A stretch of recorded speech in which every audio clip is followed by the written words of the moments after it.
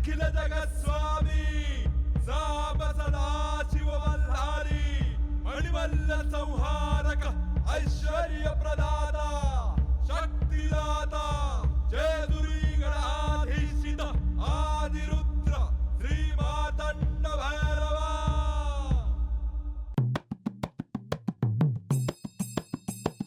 जय देवा जय देवा जय देवा जय देवा जय देवा जय शिव मार्तंडा.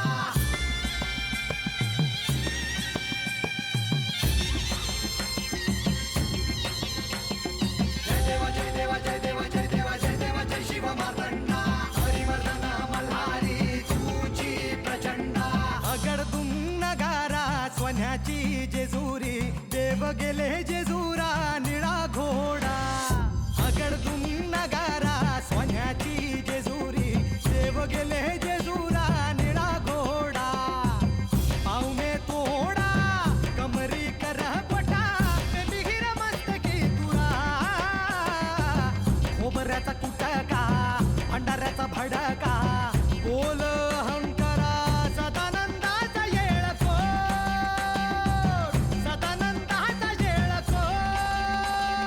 जय देवा जय देवा जय देवा जय देवा जय देवा जय शिव मार्तंडा. जय देवा जय देवा जय देवा जय देवा जय देवा जय शिव मार्तंडा. हरिवर्धन मल्हारी तुझी प्रचंडा. जय देवा जय देवा जय देवा जय देवा जय देवा जय शिव मार्तंडा. हरिवर्धन मल्हारी तुझी प्रचंडा.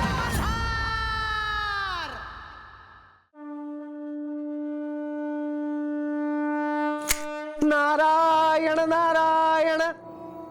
देवा, आता आपली आज्ञा असेल तर मी आख्यानाला सुरुवात करतो. थांबावे मुनिवर.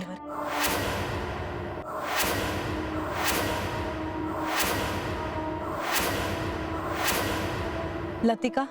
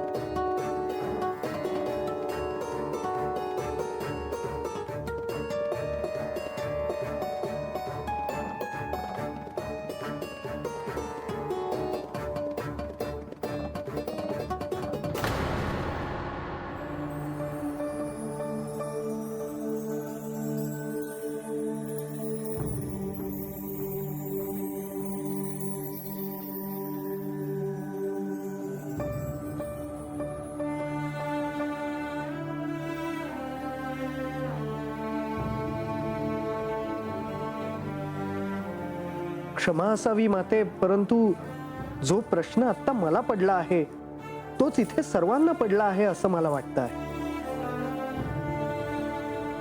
हे सारं काय, कशासाठी, हे आपणच सर्वांना सांगितलं तर बरं होईल. एखादी आनंदाची वार्ता सगळ्यांना सांगण्याआधी गोडाचं काहीतरी द्यावं अशी आपली रीत आहे.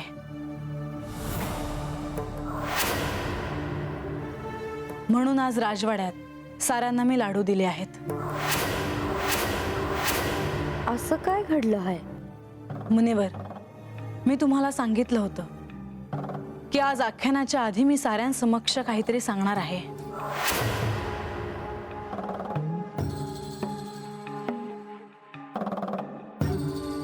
होय देवी, माझ्या स्मरणात आहे ते.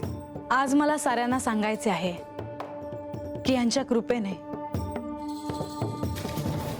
आणि मी केलेल्या व्रताचे फळ म्हणून साक्षात पार्वती देवींनी मला दृष्टांत दिला आहे.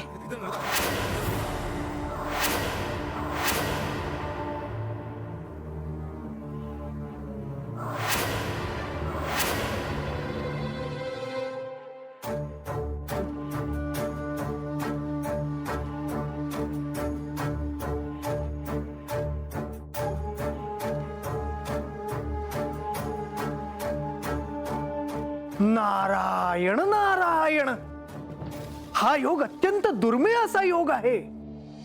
ही अत्यंत दैवी घटना आहे. मुनिवर, मला तुमच्याकडून दृष्टांताबद्दल आणि पार्वती देवींबद्दल अधिक जाणून घ्यायचे आहे. नारायण नारायण.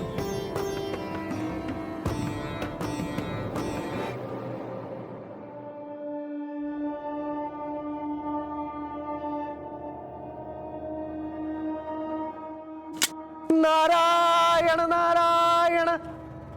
या मल्हारी चरित्रात एक अद्भुत अशी घटना घडली. श्री खंडेरायांच्या कृपेने आणि इच्छेने श्री म्हाळसा देवींना श्री पार्वती देवींचे दर्शन झाले.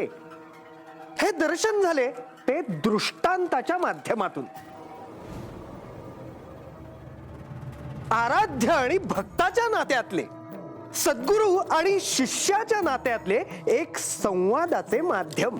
श्री महादेव हे जगद्गुरु, ते जसे श्री पार्वती देवींचे गुरु झाले तसेच ते श्री म्हाळसा देवींचेही गुरु झाले. शिष्याला दिलेल्या संकेतातून काही हाती लागत नाही म्हटल्यावर सद्गुरूंनी थेट दृष्टांताचा उपयोग केला. आज या दृष्टांताचा अर्थ सगळ्यांना समजावून सांगणे मात्र अवघड आहे, परंतु भविष्यात या दृष्टांताचे महत्व आणि सौंदर्य हे सर्व भक्तांना कळेल. जीवा शिवाची भेट म्हणजे काय हे या दृष्टांतातूनच कळेल. दृष्टांत ही संकल्पनाच नसती तर ही भेटच घडली नसती. मुनिवर, ह्या निमित्ताने सर्वांना सांगावेसे वाटते की ह्या चराचरामध्ये एक रहस्य दडलेलं आहे. प्रत्येक घटनेमागे एक अर्थ दडलेला आहे, परंतु तो अर्थ समजून घेण्यासाठी साधना हवी, ज्ञान मिळवण्याची आकांक्षा हवी. या आख्यानातही ज्ञान समजून घेण्याची कथाच वाहते आहे. सगळ्यांना असं वाटलं की श्री खंडेरायांनी म्हाळसाला अवेरून दुसरं लग्न केलं, पण तसं नाही म्हाळसा. म्हणजे कारण ती तुझी इच्छा होती म्हाळसा, आणि ती माझीही इच्छा होती. थांबावे मुनिवर.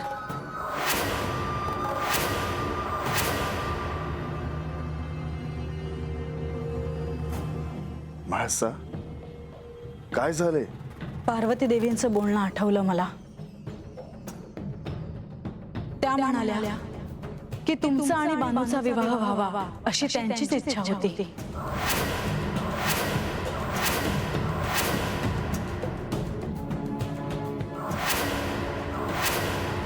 काय चाललं आहे काय बी कळना झालंय. देवांचं माझ्या संग लगीन व्हावं असं पार्वती देवीसनी वाटत होतं. नारायण नारायण. प्रभू, ही तर अत्यंत गंभीर समस्या आहे. आता काय करावे? श्री म्हाळसा देवींना याचं स्पष्टीकरण द्यायचं झालं तर सगळंच सांगावं लागेल. म्हणजे त्याच श्री पार्वती देवी आहेत हे त्यांना कळणार की काय?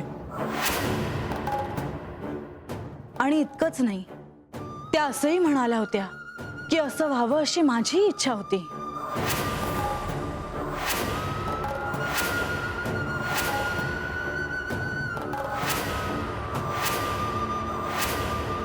याचा नेमका अर्थ काय?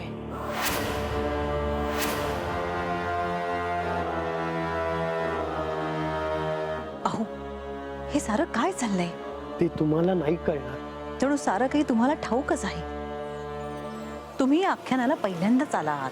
अहो, आख्यानाला जरी आलो नसलो तरी काही अर्थ मला कळू शकतात. हे प्रभू, आता तुम्हीच काहीतरी मार्ग काढा.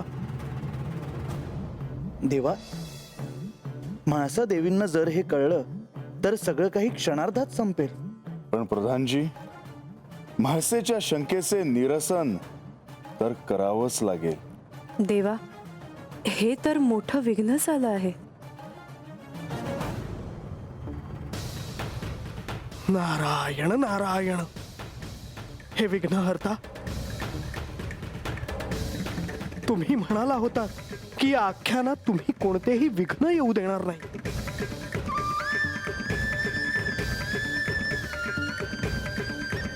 तुम्ही गप्प का आहात मुनिवर?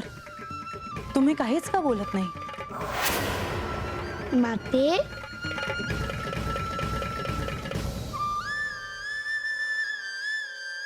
मी सांगतो.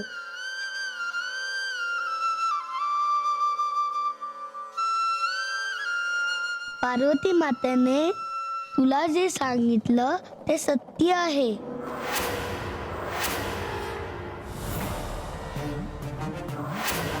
पण त्यांनी असेही सांगितले होते की असे घडावे अशी माझी इच्छा होती. होय, पण माझ्या तर असे काही स्मरणात नाही. म्हाळसा, जर तू सत्य समजून घेतलेस तर हे का घडत आहे हे तुला कळेल.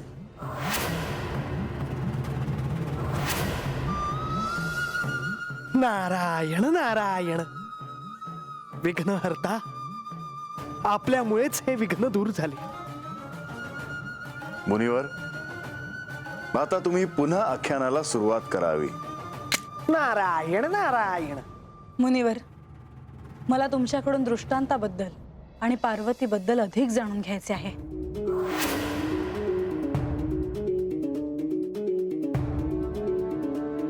मुनिवर, तुम्ही असे गप्प का? मी देवांच्या आज्ञेची वाट पाहत होतो. मुनिवर, सांगावे. क्षमा असावी माते, परंतु कथन करताना मला त्यांची अनुमती घेणे क्रमप्राप्त आहे. सांगावे मुनिवर. नारायण नारायण. श्री पार्वती देवी म्हणजे साक्षात हिमालयाची कन्या. त्यांचा जन्म श्री महादेवांसाठीच झाला होता. त्या शिवमय झाल्या होत्या. त्यांच्या बालपणापासूनच त्यांचे शिवप्रेम हे अनेक घटनांमधून दिसत होते.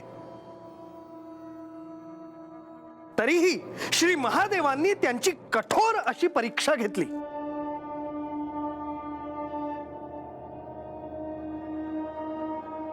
या कठोर तपश्चर्येत त्यांच्या देहाची अवस्था अत्यंत बिकट झाली होती.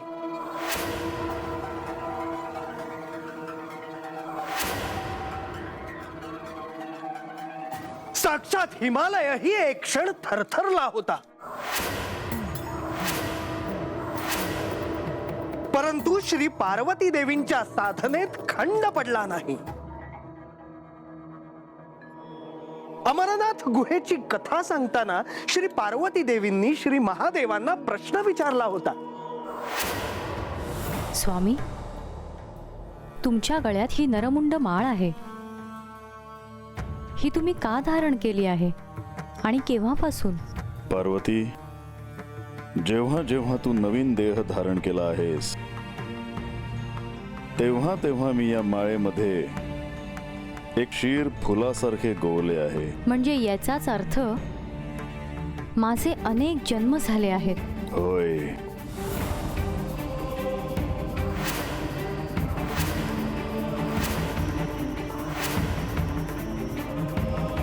म्हाळसा,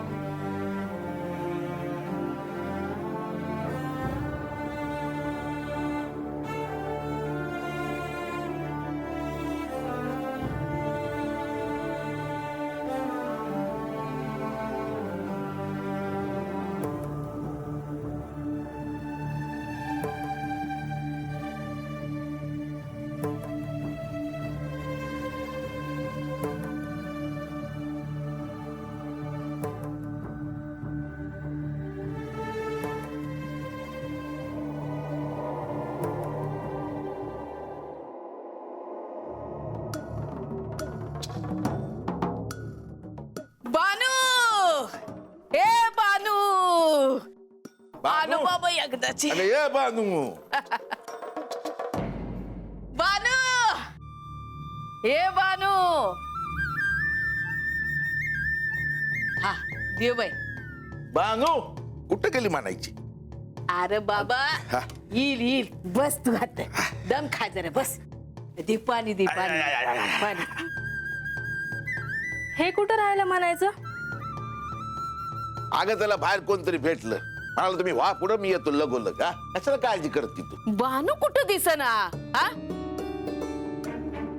गंगे तू जाऊन बघून ये बर जा.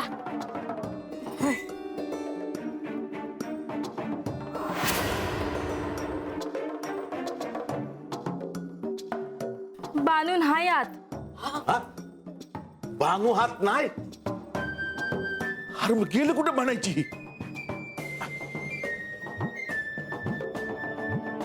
अरे रंग्या बानू कुठं दिसना. अरे तुम्हाला काय वाटलं बानू काय जेजुरी सोडून गेली का काय? हा अरे गाडव गेली आख्यानाला. हे बाहेर माणसं आख्यानाला चालली होती ना, त्यांनी सांगितलं मला. अरे रंग्या अरे हात बसाय ना ग, आख्यान चाललं आहे तसं जायला हो. चल ए बाबा, अरे आल्या सरशी जरा दम खा की दम खा. अरे काय दम खाकी काय नाही. चल चल चल. ये, अरे, चल. अरे, अरे, चल, चल. चल, ए, चल. आय, अरे ऐका की ए.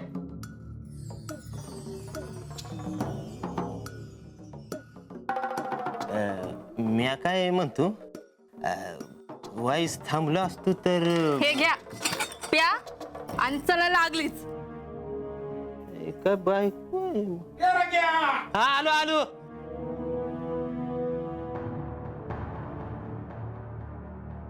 म्हाळसा, ह्या आख्यानातून दृष्टांताबद्दल तुला जे जाणून घ्यायचे होते ते तुला कळलेच असेल. केवळ दृष्टांताबद्दल नाही तर पार्वती देवींबद्दल देखील मुनिवरांनी मला सांगितले आहे. खरोखरच मी समाधानी आहे. यासाठी मुनिवरांचे आभार मानायला हवे. नारायण नारायण. देवी असे म्हणू नका. मी केवळ माझे दायित्व पूर्ण करतो आहे. या आख्यानाच्या माध्यमातून श्री खंडेरायांच्या अवतार कार्याची महती सर्वदूर व्हावी हाच माझा प्रयत्न आहे. मुनिवर, या आख्यानातून तुम्ही फार मोठे कार्य करीत आहात. तुम्ही नसता तर हे कार्य सर्वदूर पोचले नसते. नारायण नारायण. हे सत्य बोलले मुनिवर. या आख्यानातून ह्यांच्या अवतार कार्याबद्दल साऱ्या सृष्टीला कळावं हा हेतू तर आहेच, आणि तो हेतू साध्य होताना देखील दिसतो आहे.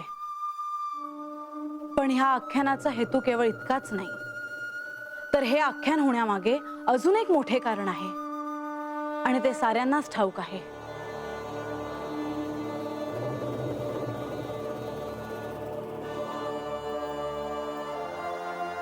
आणि ते कारण म्हणजे श्री मार्तंड भैरवांचे चरित्र ऐकताना मला आणि बानूला सत्य काय आहे ते कळावे. आम्ही कोण आहोत याचा साक्षात्कार व्हावा, आणि आमचे मूळ स्वरूप काय आहे हे समजावे.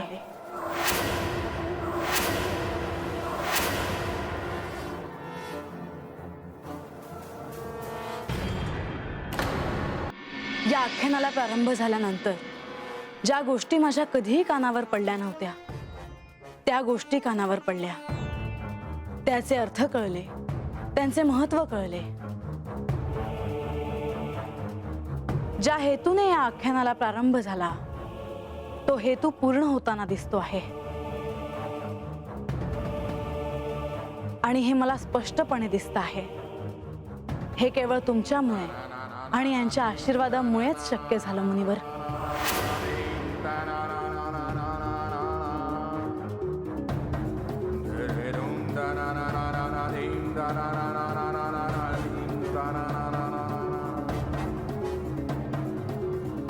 या आख्यानात पडलेल्या शंकांचे निरसन तुम्ही आणि गणेशाने केले. त्यामुळे मला अनेक गोष्टींची संगती लावता आली. सत्यापर्यंत जाण्याचा मार्ग सापडला. देवा, म्हाळसा देवींना सत्य काय आहे हे कळलं तर नाही ना? मला जर सत्य जाणून घ्यायचे असेल तर पार्वती देवींची भेट होणं आवश्यक होतं आणि माझी आणि पार्वती देवींची भेट झाली. म्हाळसा बाळा, आता तुला मी हे कसं सांगू की ज्या पार्वती देवींना तू भेटलीस त्या पार्वती देवी म्हणजेच प्रत्यक्ष तूच आहेस.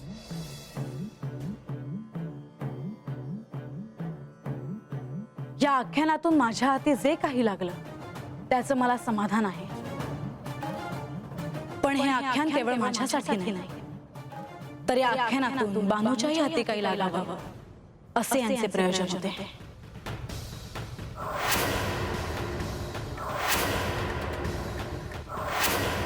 श्री महादेवांची अर्धांगिनी साक्षात पार्वती देवी यांनी मला दृष्टांत दिला.